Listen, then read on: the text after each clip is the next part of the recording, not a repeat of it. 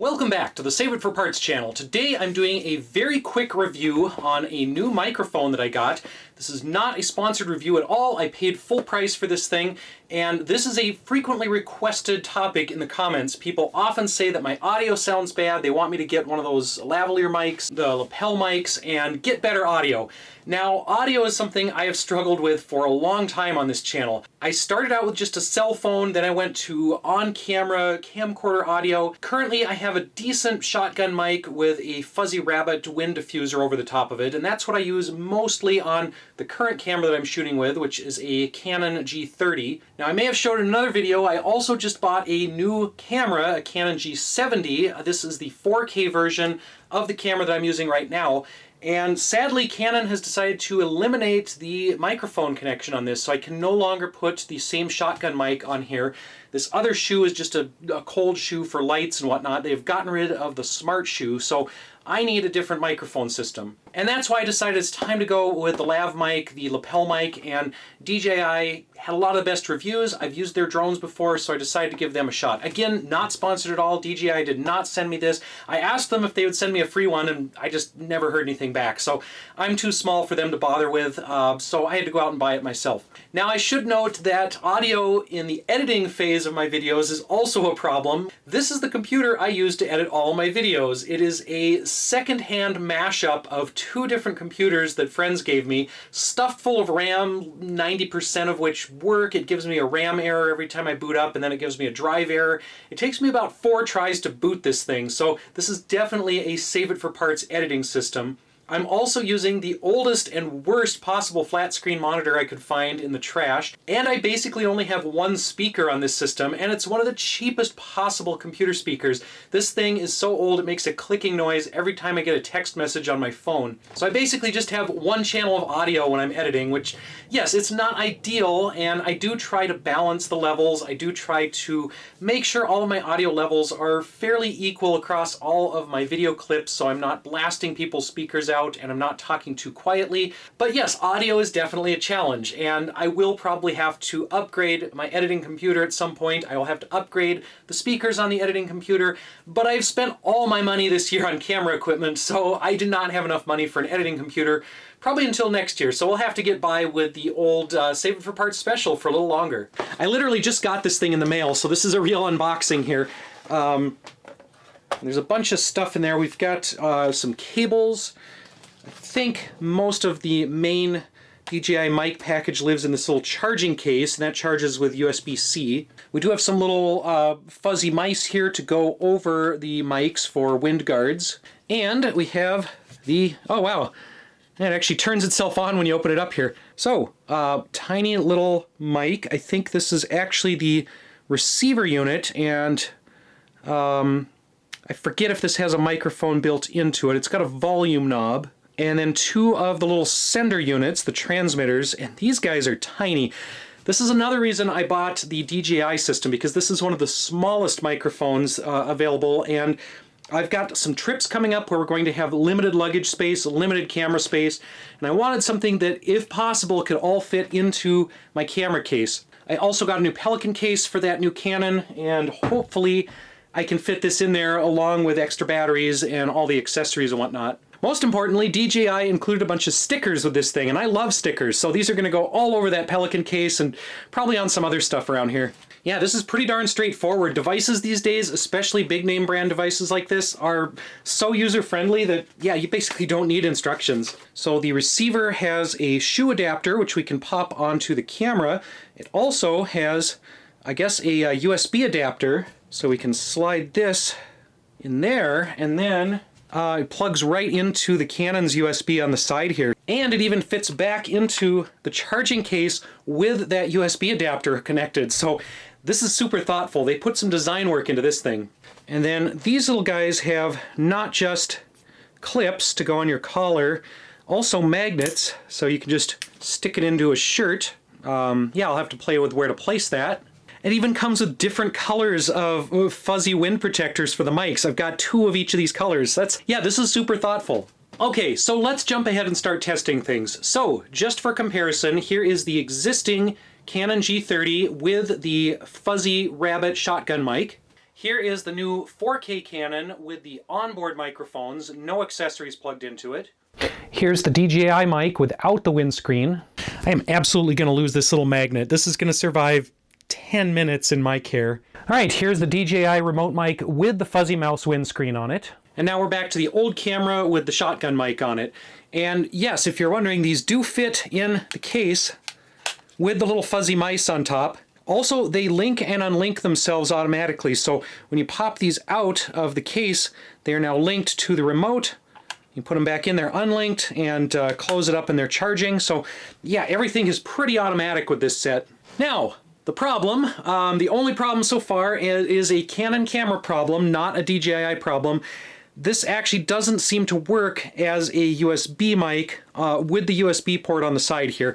This USB port on the Canon seems to only be used for two things. You can stream video, but not audio, or you can hook up a GPS. I don't know why you'd want to hook up a GPS, but apparently they thought that was an important feature.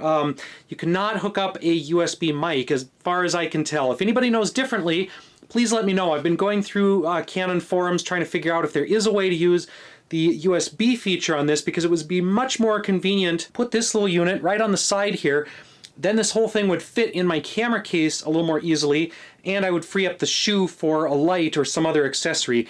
Also, I wouldn't have to have this big cable here looped around. So that's my only complaint so far, and again, it's a complaint about the camera and not the mic system.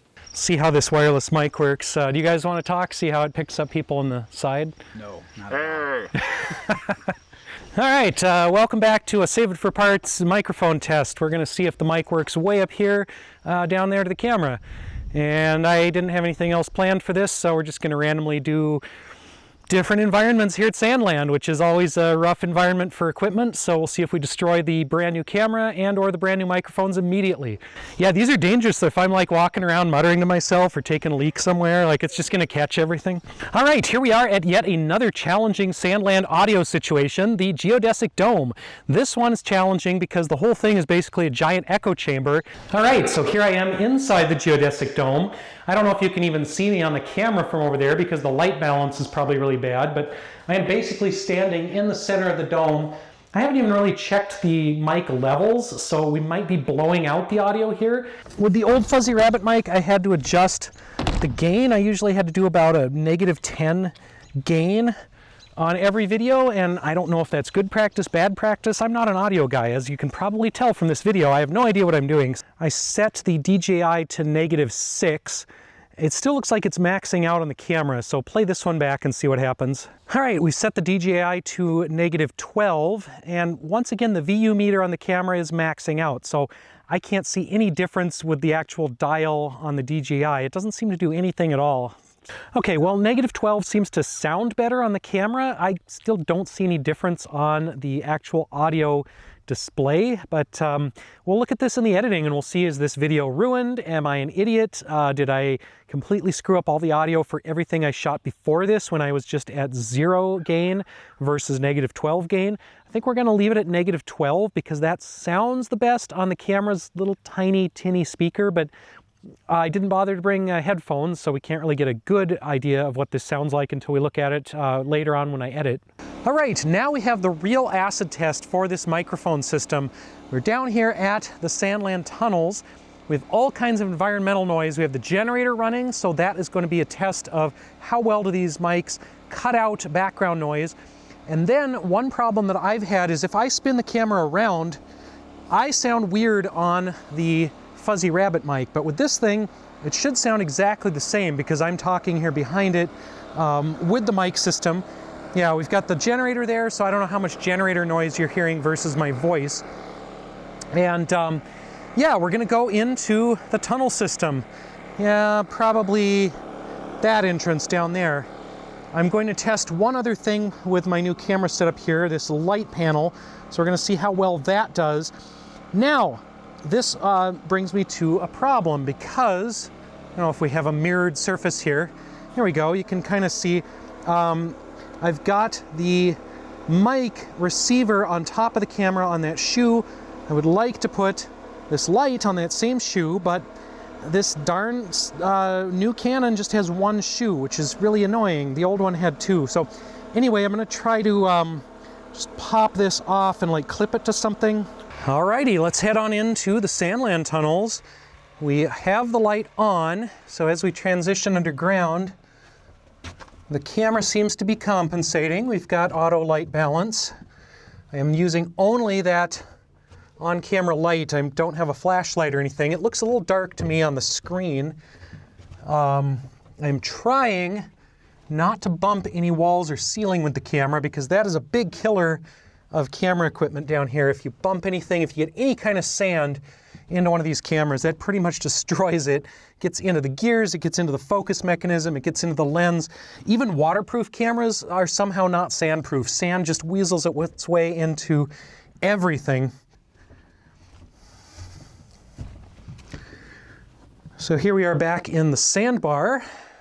We have a new light in here, this Alaskan Brewing bar light my friend Carl found at a garage sale, and it seems to be working pretty well, although as I was installing it, the W fell off, so we're gonna have to find some glue for that. But I really do like Alaskan Brewing. I'm not just fishing for a sponsorship here, although if they want to sponsor me, I would be more than happy to have an Alaskan Brewing sponsorship, but I think that really helps out light up the bar room here. That's pretty nice.